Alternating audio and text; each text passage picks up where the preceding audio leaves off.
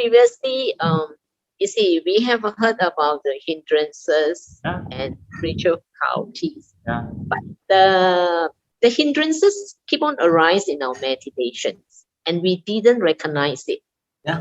We can hear it, we can listen it, and in the theory, you actually don't know how to address it.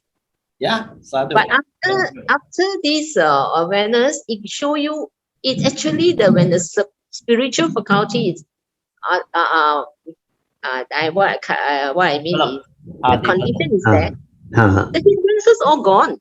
Yeah, because it is the opposite 5 spiritual faculty that overcome the hindrance. Yeah, so what you saw is very important, very beautiful. I also discussed this with Joyce. I said, why are they heedless? The difference between a person who is heedful, who is trained in his mind, and a person who is heedless is very obvious. The heedless, they think a lot. They have a lot of mental hindrance. Why? Because they lack the spiritual faculty. If you don't have the saddha, the faith, your mind cannot be calm and composed. You will have doubt. You will have restlessness. You will have mental hindrance because your faith is not there. Then without faith, you cannot have virya. Faith is faith in the Buddha and his teaching, not belief, not blind faith. Faith through understanding. Then when virya is there, you cannot be sleepy. The lethargic mind, the mental hindrance of sleepiness, lethargic mind cannot arise. Then after that, it will drive you to cultivate, to have sati. And what is sati? Sati is awareness without thought. Without thought means what?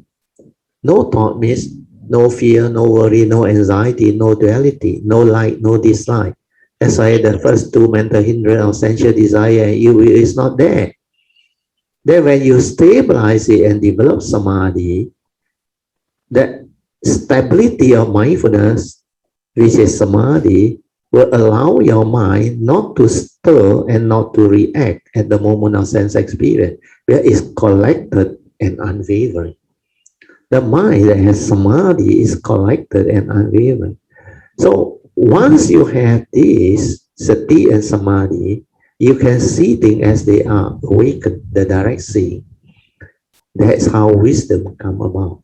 So when these 5 spiritual faculty fall into place, your mental hindrance, sensual desire, ill will, sloth and torpor, restlessness of mind and doubt cease to be.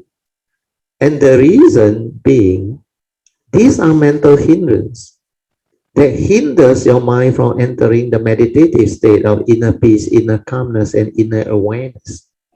So when you understand this, then you will understand why you need the opposite 5 spiritual faculty to allow you to be in a meditative state. Well, according to the Buddha, these are spiritual faculty that can allow you to have the mind state to understand spiritual teaching, means to meditate, to awaken, to understand.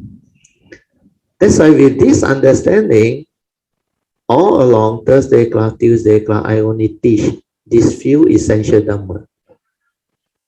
If you have the spiritual faculty, you technically no need to train your mind to meditate, because the spiritual faculty are meditative state.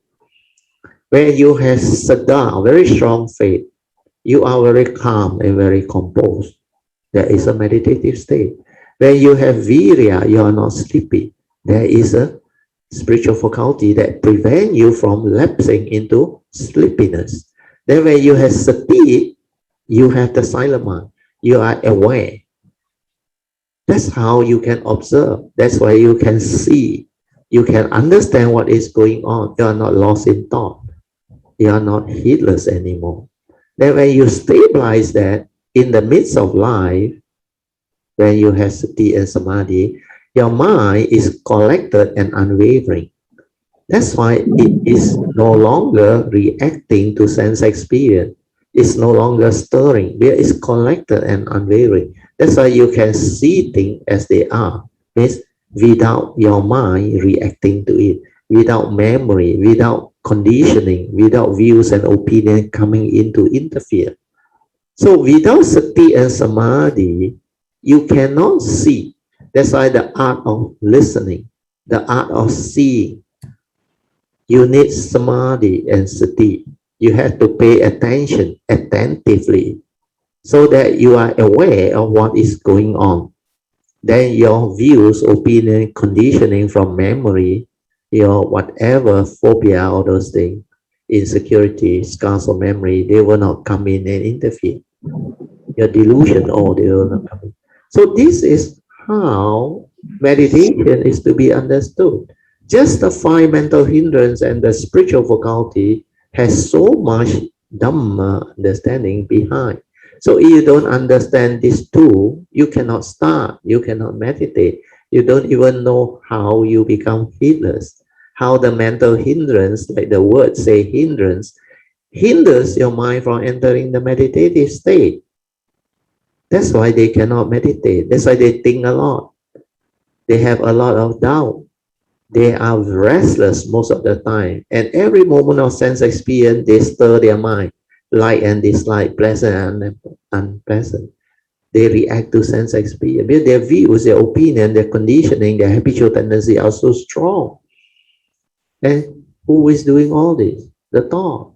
The thought that has wrong view, delusion, that is heedless, cannot see, cannot understand. Then they don't have the initial wisdom to understand the initial Dhamma. They don't understand pariyati, the real pariyati. Understand or not the knowledge based, thought based on. The real pariyati is the teaching. The teaching is not the word. The teaching is beyond word. That's why Huining doesn't need to be educated. Why? Because he's born without the mundane mind. He is born with the true mind. That's why without knowing the words, the Mandarin word, once he hear them, he awaken. Why? Because the silent mind is the mind that can understand and awaken and receive truth. That is your true mind. So you don't need 文字. You don't need education to learn Dhamma. That's why scholar committing to memory, knowledge, no use. Because Dhamma is to be developed through the awareness, that silent mind to observe, to awaken, and to develop the understanding. So now today's discussion is very good. That's why the condition all fall into place. You can see clearly. To understand Dhamma, the truth, you don't need education. You don't need to be literate. You only need to have the silent mind that can awaken to truth, that can understand truth. Then you look at Huining, because he is illiterate, uneducated, but the moment he heard the sutta, he can explain to people using normal words. And the meaning is so deep, so beautiful. That's why he pointed out to the nun, you remember? The nun feel funny. He said, people say you are very spiritual. You're supposed to be the sixth patriarch, 五祖的传人. But how come you are illiterate? Because she passed him the sutta. He said, I don't know how to read. Can you read it to me? He said, how can? You don't even know the word. How can you understand? Then after he read, he explained, the nun was impressed. He said, how did you do that? Because he said, the Dhamma is not the 文字, understand? Yes. The word is not the Dhamma. The Dhamma is truth, nature's truth. That's why he gave a few analogy, very simple, to the nun. And the nun realized how beautiful the teaching has become. It's no more Dhamma knowledge. It's no more like the Mahayana Sutta and all those things. He never say that. He teach direct to the true mind, the silent mind. That's why his three hallmark is fantastic. 无念, 无相, 无住. That one is fantastic. That is what understanding can awaken a person. And understanding comes from the silent mind. not from the thinking mind. The thinking mind cannot understand. The thinking mind is thought-based, egoic, and that one is limited because it's no longer aware. It's limited by the content of consciousness inside. When you are lost in thought, you are preoccupied with what your thought is doing. The emotion, the fear, the doubt, the whatever movement inside. Well, that is the content of consciousness. Through delusion, it starts to develop all those and the mental hindrance. But when you are aware, you are without all those negativity, the wrong thought, the movement. You are just aware in stillness, in clarity, tranquil, peaceful, having joy, pity, sukhang, not agitated, no mental hindrance, nothing. That is what a heedful mind is, a meditative mind is. That's like a person who is enlightened, he is all the time aware, mindful. He seldom think. He only think and use thought when there is a need to apply them, to use them, to arise them.